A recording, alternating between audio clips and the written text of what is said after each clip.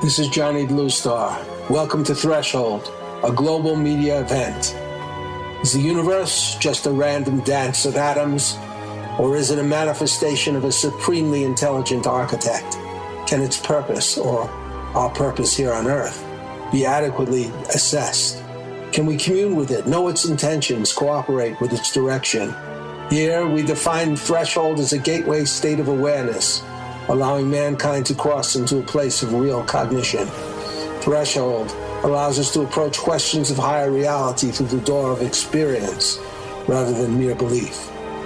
Welcome to Threshold, where we tear away the veil from commercial media, bringing our audience and participants into another realm of reality and enhanced communication.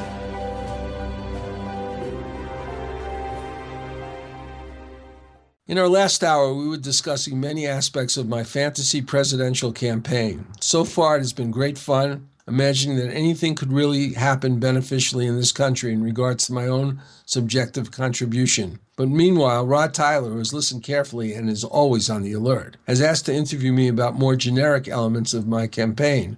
Let's say my overall point of view. Okay, Rod, go for it. What is the purpose of government? Well, I think that the purpose of government is to be able to organize effectively various components of a society in order to further the benefit hopefully for the people who are in that situation. Of course, government in the abstract can be for just the leadership or just a certain class. But basically, it's a matter of organizing things that can't really be done effectively by people working alone. Can the United States of America be considered a democracy? I think it theoretically could be considered a democracy, but not a direct democracy, a representative government or a republic. But I say that is theoretical because the United States at this particular point in history has representatives that basically are not listening to the people, nor are the people very much involved in the election process since they don't vote in what we call the primaries. How would you fix the system in regards to getting the proper system that actually allows people to be represented in government? I think that the only way that could happen, Rod, is through a grassroots movement, probably fostered electronically so people could communicate with each other rather quickly, not in the old style telephone rooms and in-person meetings, but collectively, so that they could work on developing campaigns for the primaries and for the actual elections, and also to create initiatives where a bulk of them could go forth to the various elected officials and perhaps make a difference or go to the government agencies and make their proposals.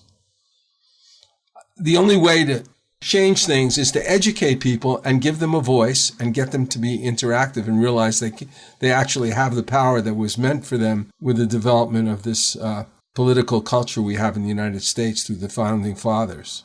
What is your position on socialism? Well, I think that socialism is a natural component of government, just like capitalism is. In other words, the control of certain areas of society by the government can be beneficial to people. But private enterprise allows people to act in such a way that they can achieve prosperity and a certain amount of happiness and freedom. So you don't really want to do away with certain types of socialism. For instance, in our country, there's Medicare, and there's Social Security. The police and let's say the armed forces.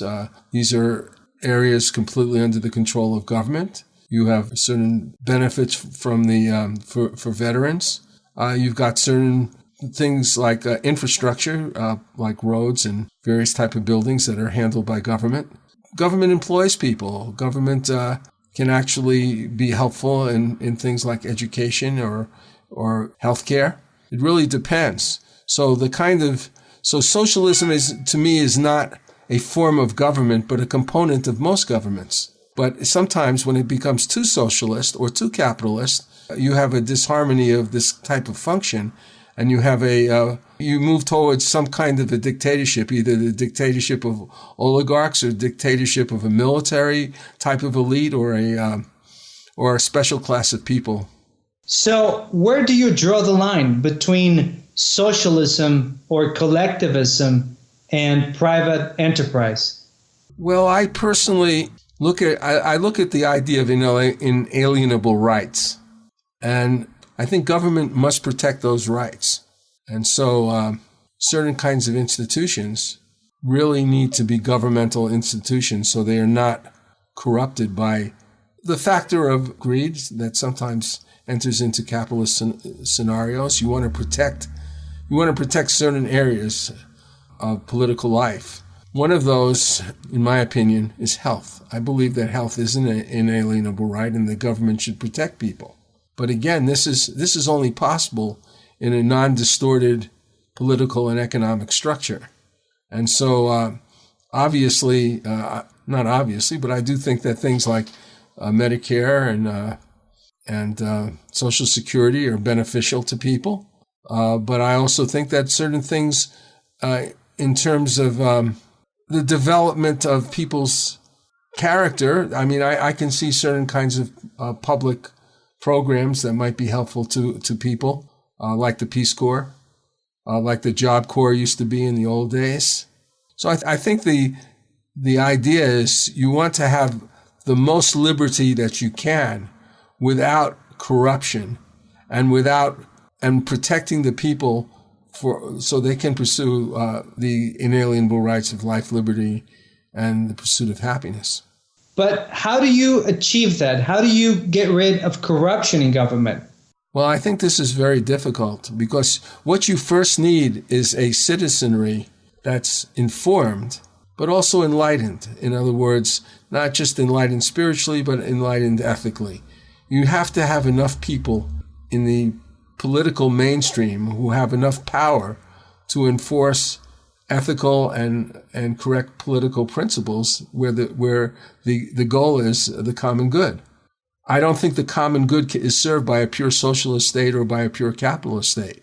And what we're tending to in the United States is controlled by a corporate elite that even controls media and the electioneering process and just about everything having to do with gaining control over the political processes.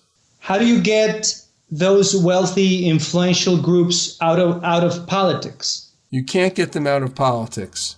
You're not really trying to get them out of politics. You're trying to get them out of a corrupted, you're trying to get them out of a position of power that they don't deserve. Because they don't deserve to be in a position of power just because they have money. So one of the things that you could do is create basically a prohibition on private capital being inserted into the political process for campaigning. You develop a public type of process for campaigning that's funded by the government. That's one way. And I would say that's probably the best way because you need to get corruption out of government. In this particular case in the United States, that's necessary, but you can't do that unless there's a very strong electorate that really insists on it. So obviously, everything that you do has to be to develop an informed and what I would say an enlightened citizenry. So how would you describe the way that government works right now in terms of allowing lobbyists to define the agenda of the government and basically allowing them to write our laws? Well, the only reason that is happening is because of the funding that exists for lobbyists. You need lobbyists. You need people who are speaking for groups and organizations and companies to be able to address government. But you don't want to give them an unequal position to get in front of the elected officials. You want it to be some kind of more equal process, and you certainly don't want the elected officials to be controlled by their money through campaign funding. So lobbying itself isn't a bad idea if you can figure out a fair way of doing it. But and they do write laws, like you say, and these laws get passed. Why? Because these people their companies have bought and sold the elected officials. So we have a totally corrupt system right now. Here's a beautiful song, Believe, performed by Zave Nathan. He wrote it with his wife, Bonnie Blazak. a brilliant lyricist. And we mustn't forsake and forget who we are, as our future and past are written in the stars. Every day of our lives we should pray to the sky. We are one, we are love, you and I. Believe.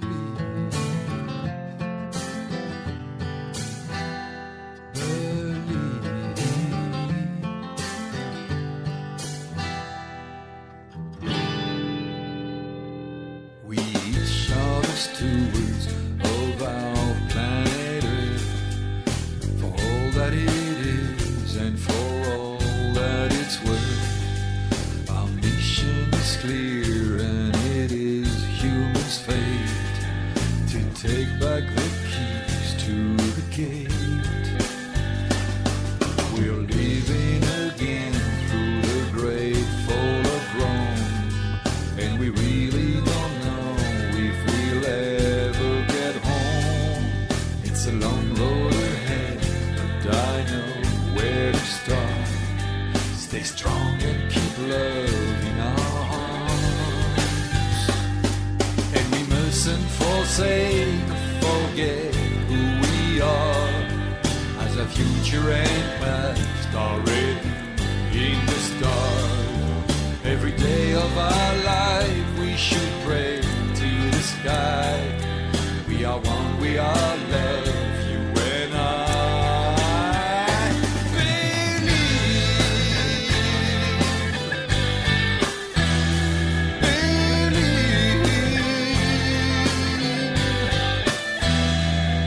When we finally unite and live here in peace, then the greed and the wars and corruption will cease.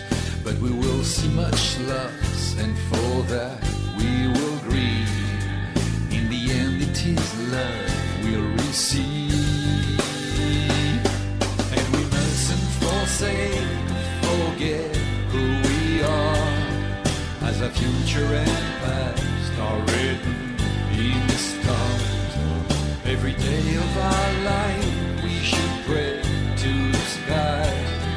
We are one, we are love, you and I.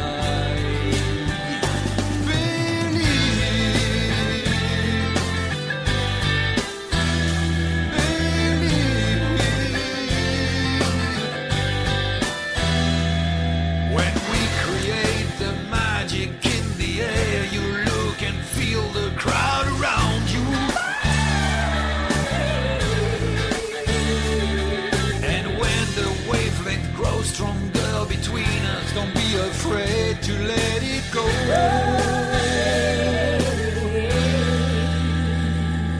And we mustn't forsake or forget who we are, as our future and past are written in the stars. Every day of our life we should pray to the sky.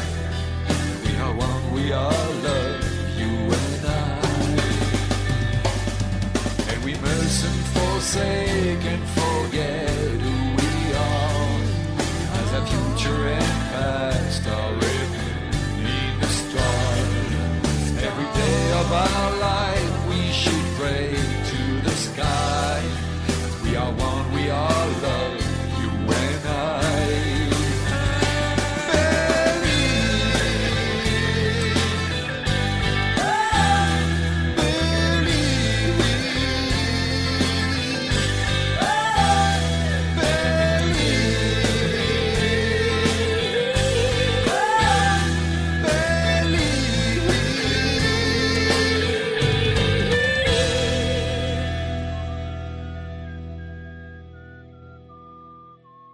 Boots in Manhattan is a coming-of-age novel by Ray Boylan and Johnny Bluestar. It is about a young Tom Boots Raymond who grows up in New York in the 1940s, who was a member of a street gang.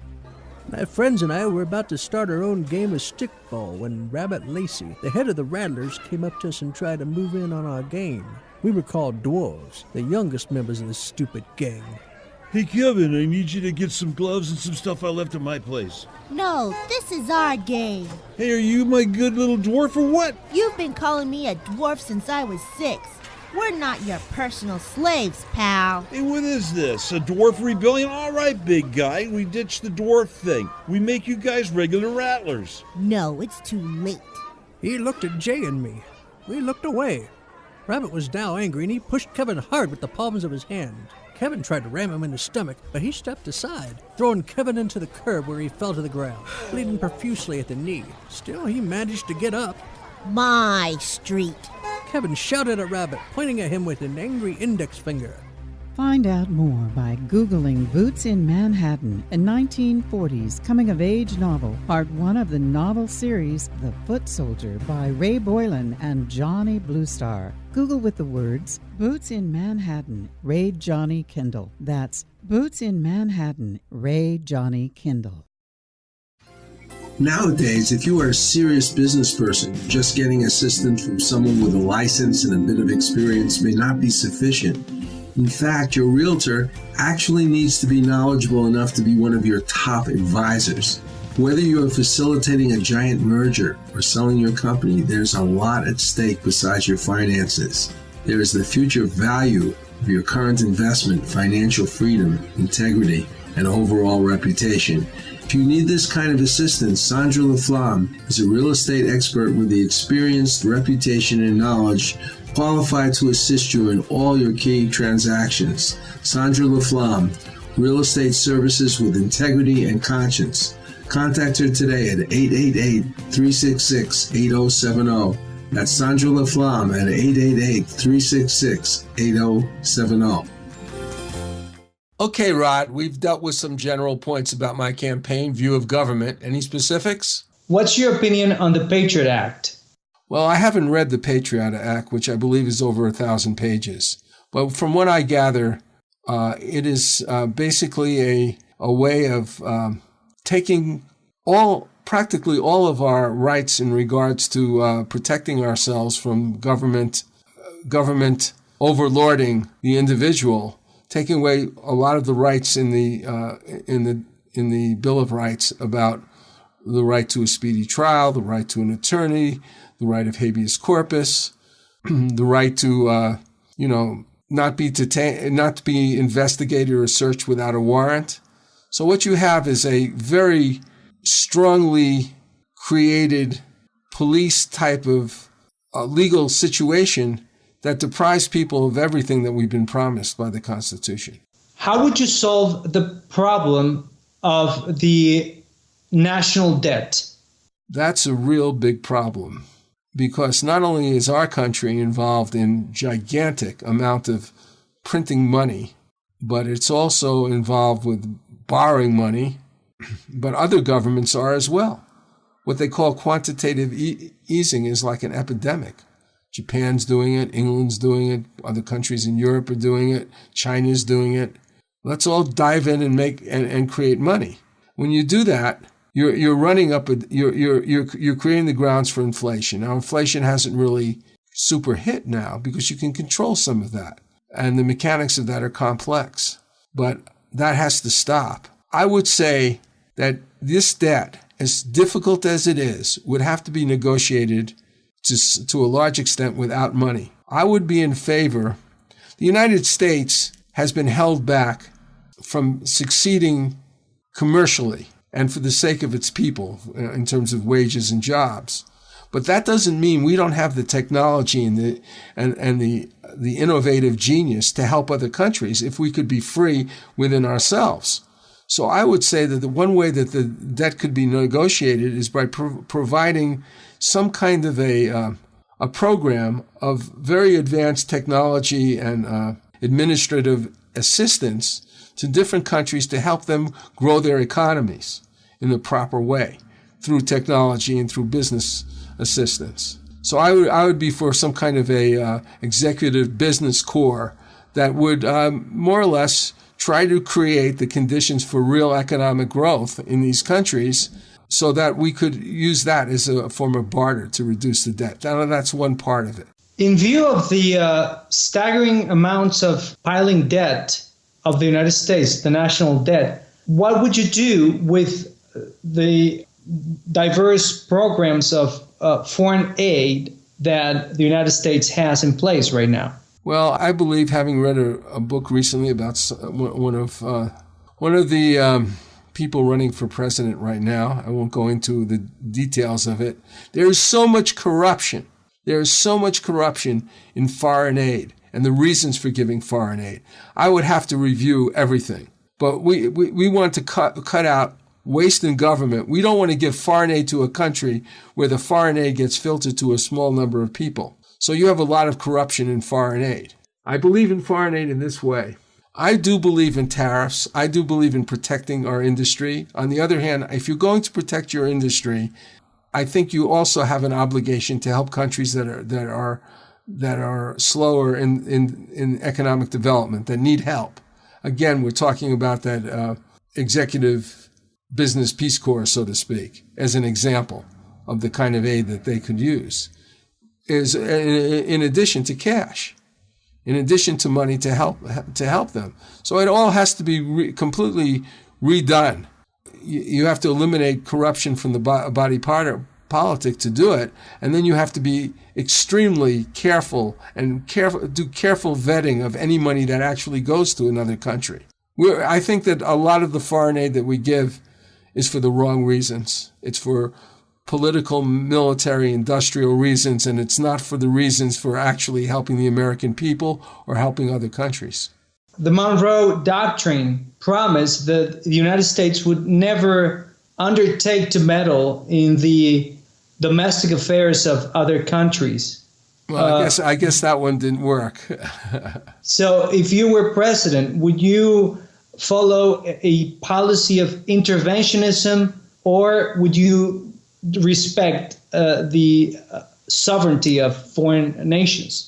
I think the sovereignty of foreign nations should be respected. I think that interventionism, assuming that we could have a type of world federation like the United Nations that wasn't prejudicial in the way that it is now towards certain nations and certain powers, I would say that if there is a flagrant violation of human rights, certain types of rights, then I think that intervention is warranted.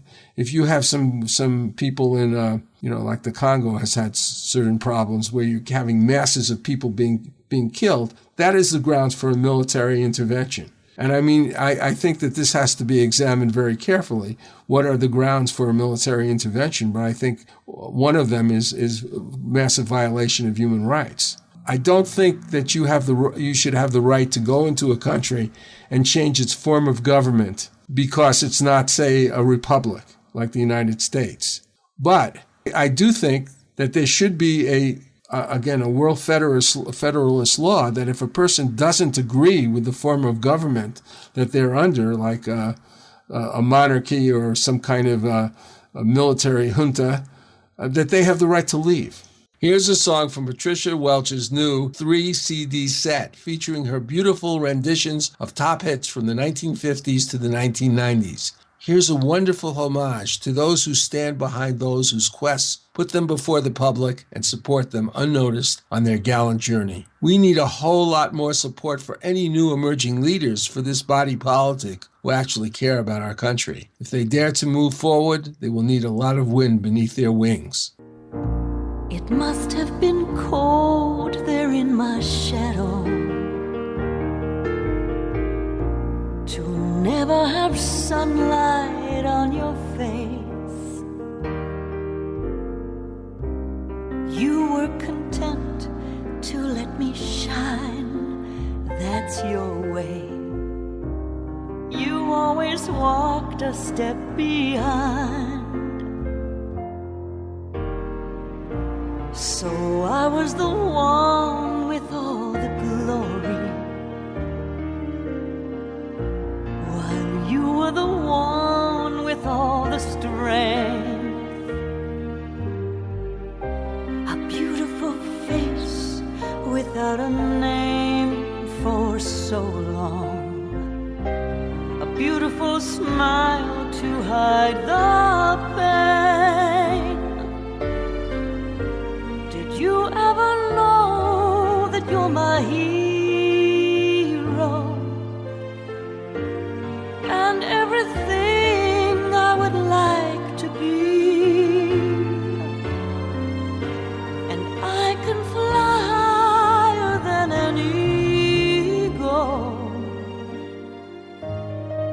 you are the wind.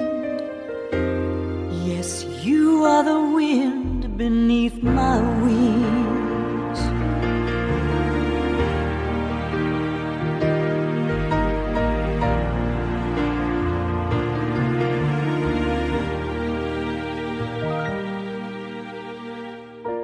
It might have appeared to go unnoticed,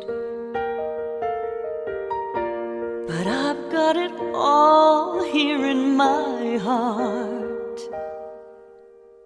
I want you to know, I know the truth, of course I know. I would be nothing without you. Did you ever know that you're my hero? And everything I would like to be. And I can fly higher than an eagle, 'cause you are the wind. Yes, you are the wind beneath my wings.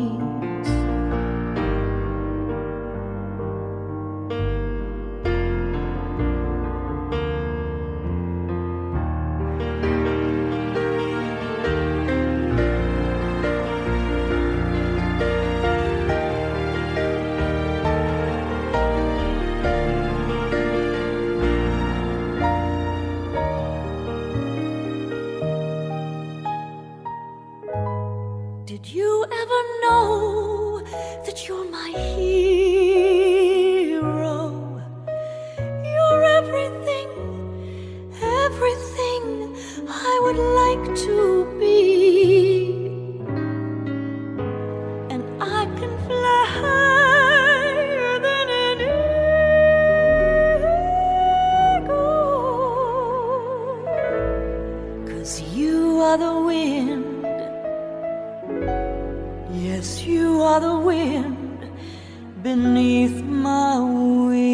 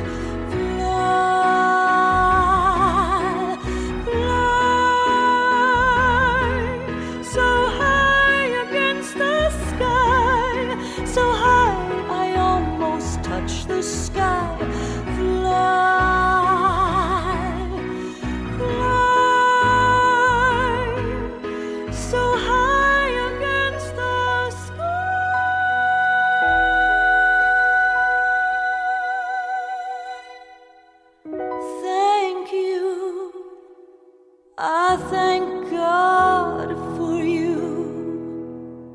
the wind beneath my wings.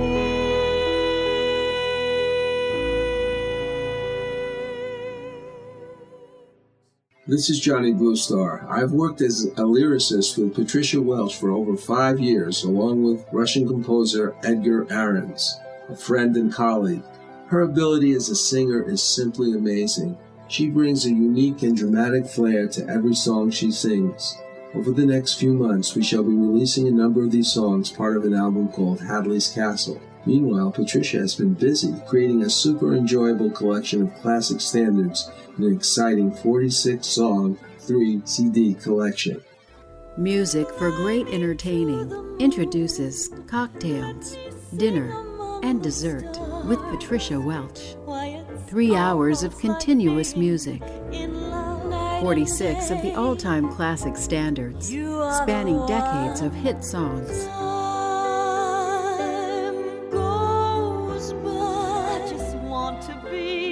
Going to a friend's home for dinner?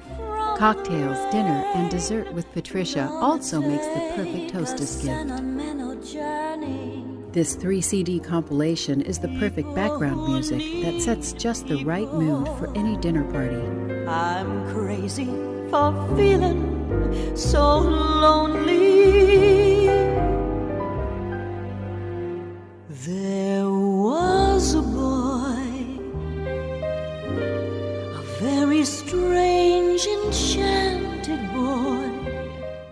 To purchase this album, just go to patriciawelch.com/CD. That is patriciawelch.com/CD. You won't be disappointed. It is the 15th century. El Tesoro de Cielo, a Spanish treasure ship, sends a scouting expedition to a strange island. Golden statues surrounding them prove the enormity of their find. Suddenly, hordes of ghoulish creatures with scaly green flesh and skeletal wings descend upon them from the sky. What do you think of this, Rufio? These creatures are fragile, Captain. We can take them with our swords. They seem supernatural. Who knows what powers they possess? Fallen angels, weakened by their treason. By God, are you saying they're Nephilim, the devil's host? I'm saying, whatever they are, we can take them. Do any of you cowards dare join me? Up against sharp knife-like nails and hideous fangs, the men's swords rip into slimy green flesh. Though black blood pours copiously from their half-naked bodies, creatures miraculously persist. Can the crew survive this bloody, cursed battle? Find out more by Googling The Thrice Born, a new sci-fi supernatural novel by Carlos Lopez Avery and Johnny Bluestar. Google with the words Carlos Johnny Kendall, The Thrice Born. That's Carlos Johnny Kendall, The Thrice Born. New Galaxy Enterprises is a media company specializing in wide-ranging content like novels, nonfiction books, screenplays, commercial advertising, web content, etc. One of our most esteemed providers is illustrator Robert W. Zalo. I work on all my most important projects like book covers, logos, web design elements with Robert. As an illustrator, he worked on the Ignatz-nominated comic book, The Expert's Guide to Killing Things That Go Bump in the Night. His skills encompass advertising, magazine illustrations, gaming, comic books, TV production, and scenic painting. His clients include Comcast, Adelphia, Haven Talent, ForceWorks, High Octane Theater, Star Creative Advertising. If you wish to contact Robert, go to JohnnyBlueStar.com and let me know. That's JohnnyBlueStar.com. For artist, illustrator Robert Zalo, an essential component of all the work we do. Maybe he can help you too. We're back. Naturally, part of my fantasy presidential campaign needs to deal with war and peace. And I have to tell you, I'm very concerned about how we slip into so many wars without a formal declaration of war. In my campaign, although I'm not ready to be super specific, I will opt for a check on the executive branch's ability to move into any type of robust military engagement without congressional approval. Naturally, there are times when circumstances demand immediate executive action, but I do not believe that engagements like Korea, Vietnam, the 2 wars with Iraq, or the war with Afghanistan fit into these categories. The Congress of the United States has led the collapse into an imperial presidency, and this has not been a good idea. Accordingly, in this segment, we are going to go into some of the details of our Constitution that underlie our efforts in regards to entering into war. Well, right now we're going to discuss Article 1, Section 8, Clause 11 of the United States Constitution, which says the Congress shall have power to declare war, grant letters of marque and reprisal, and make rules concerning captures on land and water. It's a very key phrase, and it has resulted in a lot of controversy and perhaps, to certain people, feel it's some abuse of the original intent of the Founding Fathers. How could you go into a little bit, Ken, on some of this controversy? Well, the controversy is constitutionally, legally, the Congress is the only entity out of the 3 branches that can declare a war. And basically now it's done by executive fiat whenever the president wants to. And how they do it is they just don't call it a war. They call it a conflict.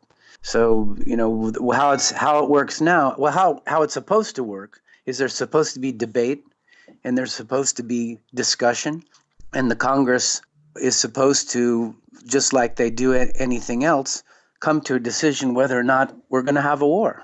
And this is the idea we talked about, representative government. The Congress doesn't just pop out with this declaration of war just by accident. They have to consider what their constituents think about these issues, which means that the people are the ones who really have the right to determine whether or not we're going to go into war, which is how it should be. But now what we've got is the president will decide, president and his cabinet decide, well, we want to have a war, and we'll go to the Congress and ask for authorization.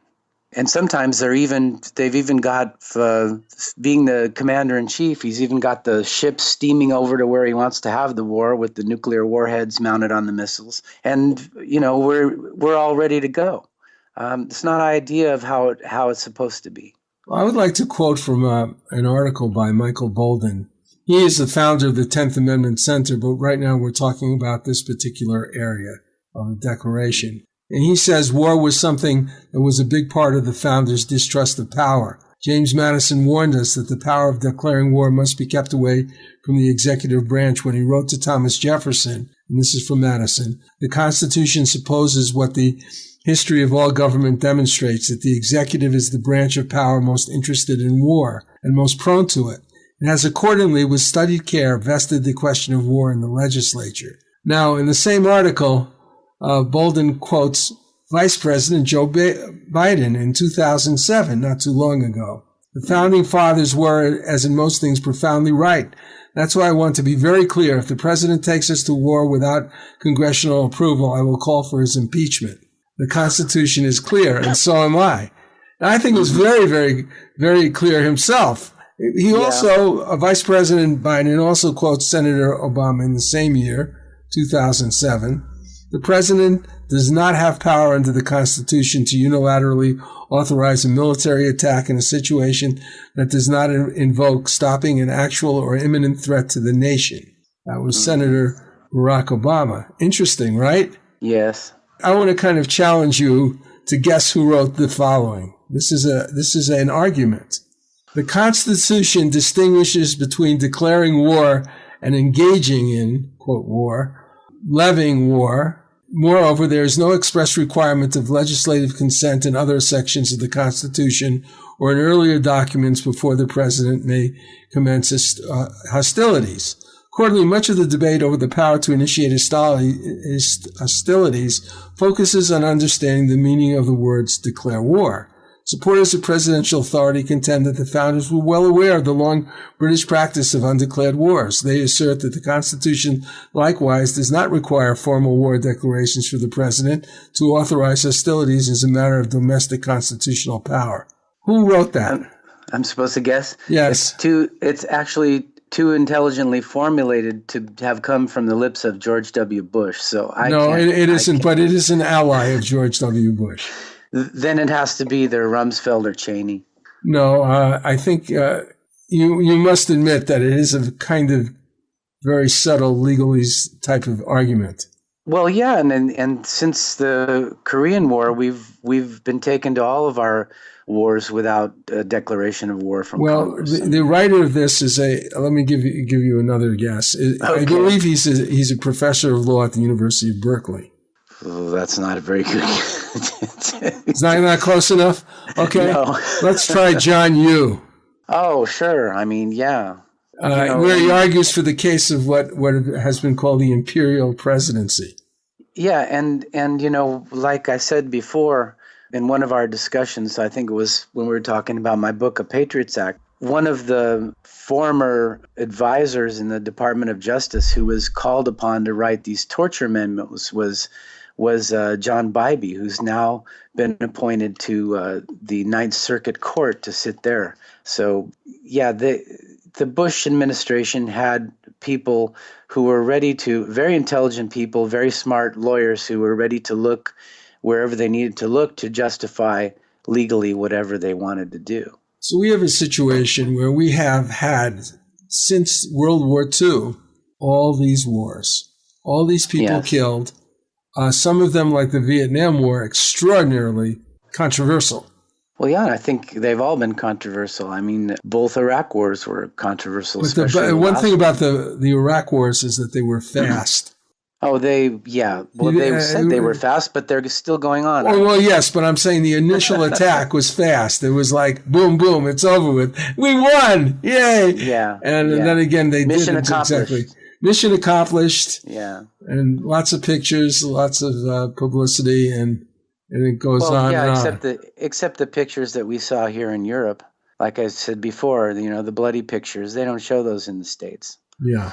So I think the War Powers Clause and everything in the Constitution is not really subject to debate. This thing was written over 200 years ago as a like I said before, an owner's manual for the United States of America, and it's something you can't screw with, and that's all they've been doing, Johnny. I mean, the Congress hasn't declared war in 70 years, like you said.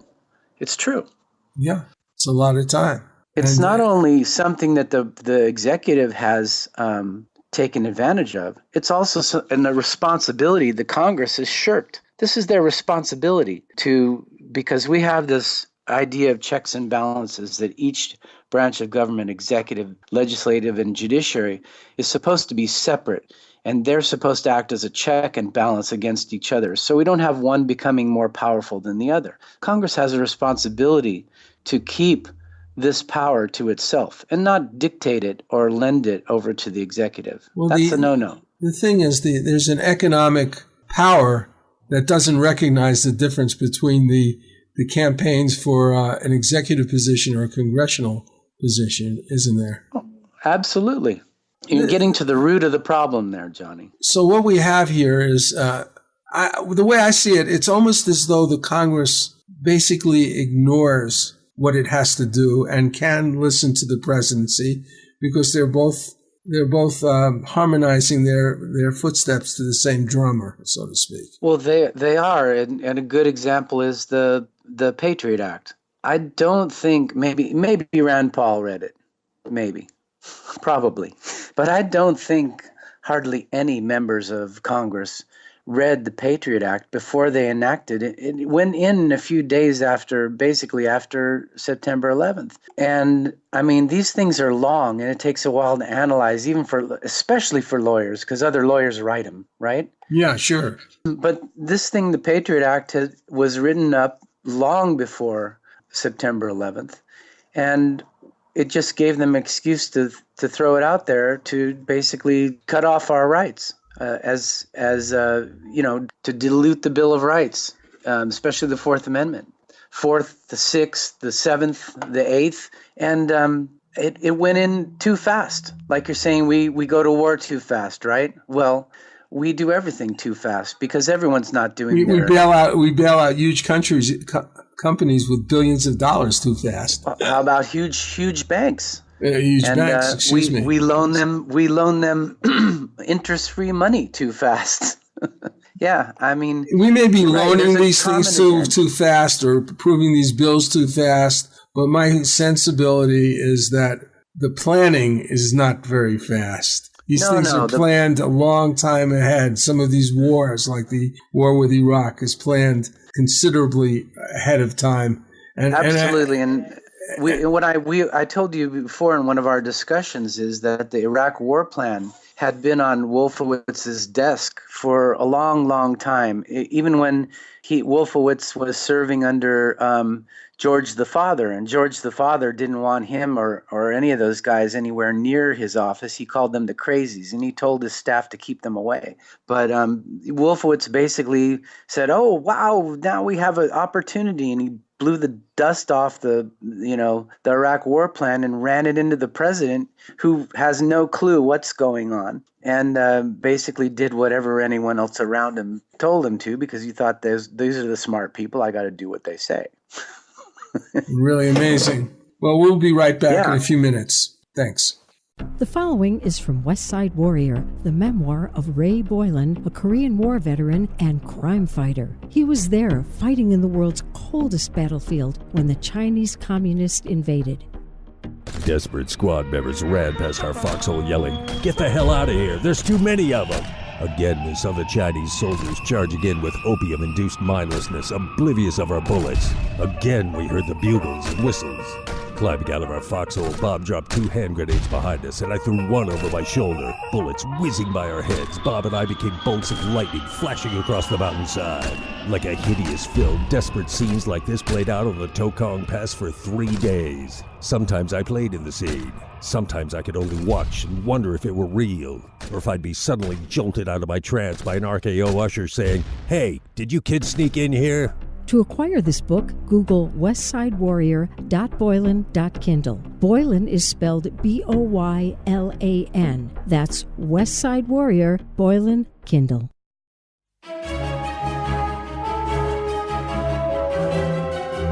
I've worked with Russian composer Edgar Aron for quite a few years, building an inventory of songs, many of which feature singer-performer Patricia Welch. We will soon be releasing these songs, components of an album and a musical in progress called Hadley's Castle. When Edgar and I first got together, I was amazed by the brilliance of his musical scores created for movies, TVs, and animations. Here is a sample of the work he did on the Russian TV series, available now on Amazon, called The Secret Agent's Memoir, which had 2 seasons. This score is called Escape and was created for the first season.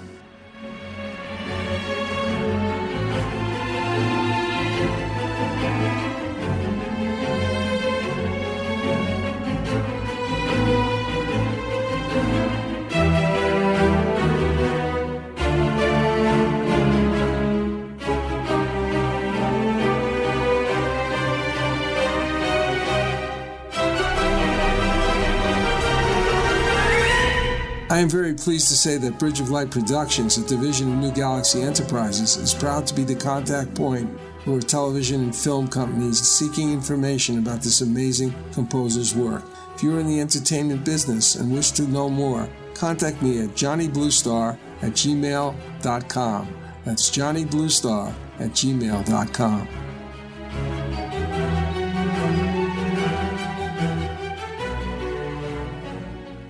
One thing I love working with Ken Eade is his multidimensionality. He's an attorney, a social activist, but also a novelist who's created 2 major suspense thrillers. One deals with Brent Marks, an attorney whose major field of battle is based on critical social issues and courtroom logistics. The other series features a sequence of exciting political thrillers, which began with a novel called An Involuntary Spy. In our last segment, Ken joined me in envisioning a new type of health focus in the United States, promising an escape from medical services and products that depend on pharmaceutical products that suppress symptoms often brought on by our highly compromised and highly processed food supplies. Our food that is loaded down with dangerous chemical additives, preservatives, and food dyes, antibiotic traces, animal hormones, and pesticides, with the further dangers suggested by improperly regulated and tested genetic modifications. Ken's protagonist in The Involuntary Spy begins as a well-paid genetic scientist who discovers serious hidden dangers in the plants that he is researching for a company indifferent to their potentially lethal social consequences. His efforts to expose the company's ill intent without losing his life forces him to flee to the Russian Federation, having used methodologies to research his company's lies and distortions that are customarily reserved for corporate and foreign espionage. Here is an excerpt from The Involuntary Spy when Seth Rogen, the hero, is aided by Yuri, a Russian handler, to create a disguise so that he can safely survive in the Russian Federation. Chapter 4. Yuri helped Seth settle into the safe house in Moscow. Tomorrow night, he would take the 9-hour flight to the Far East. From the apartment, he could see the colorful and distinctive towers of St. Basil's Cathedral from his window, and the glittering gold onion domes of the Church of Annunciation in the Kremlin. This was the Kremlin he had seen so many times on television. Back then, during the Cold War, it had represented the seat of the Empire of Evil. Now, it was oddly beautiful. The American press was already doing damage control on Seth's report to Russia Today. The president called it propaganda and said that the United States was against the manufacture of biological weapons.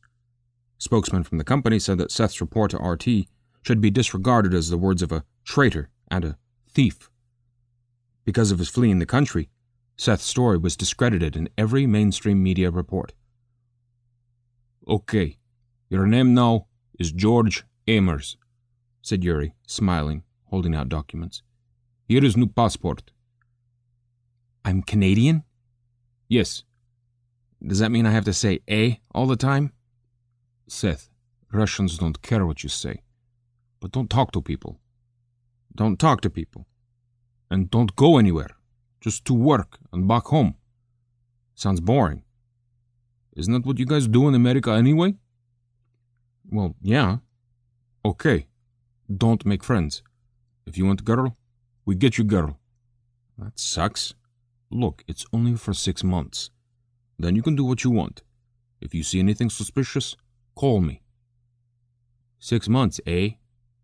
"Yes, 6 months. Oh, and shave mustache and color hair." "What?" "You prefer shave head and color mustache?" No, that's okay. I'll take the hair color. And we fix nose." "What's wrong with my nose?" "Nose too big." "It's not."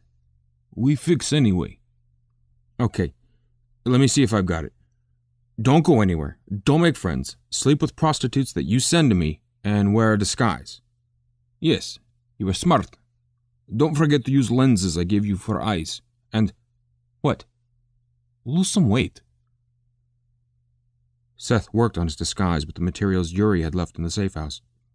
He said a fond farewell to the mustache that had been with him since high school, and picked a dark brown color to mask his light brown hair. With the contacts in, his eyes changed from green to brown. He didn't even recognize himself. The surface disguise was the easy part.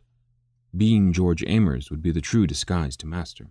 We Go Out with Orange-Colored Sky as performed by Patricia Welch on her new 46-song CD, Cocktails, Dinner, and Dessert with Patricia. Check it out at patriciawelch.com/CD. That's patriciawelch.com/CD. I was walking along, minding my business, when out of an orange-colored sky, flash, bam, alakazam, wonderful you came by. I was humming a tune, drinking in sunshine, when out of that orange-colored view, flash, bam, alakazam, I gotta look at you. Yeah, one look and I yelled timber. Watch out for flying glass. 'Cause the ceiling fell in and the bottom fell out. I went into a spin and I started to shout. I've been hit. This is it, this is it. I was walking along, minding my business, when love came and hit me in the eye. Flash, bam, alakazam, out of an orange-colored sky.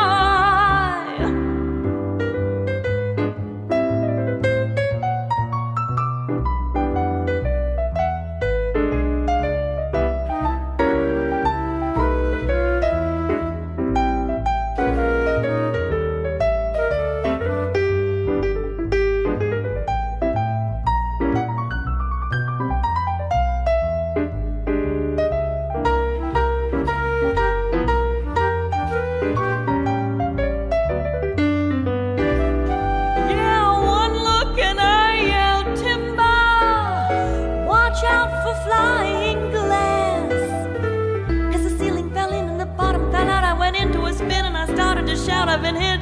This is it, this is it. I was walking along, minding my business, when love came and hit me in the eye. Flash, bam, alakazam, out of an orange-colored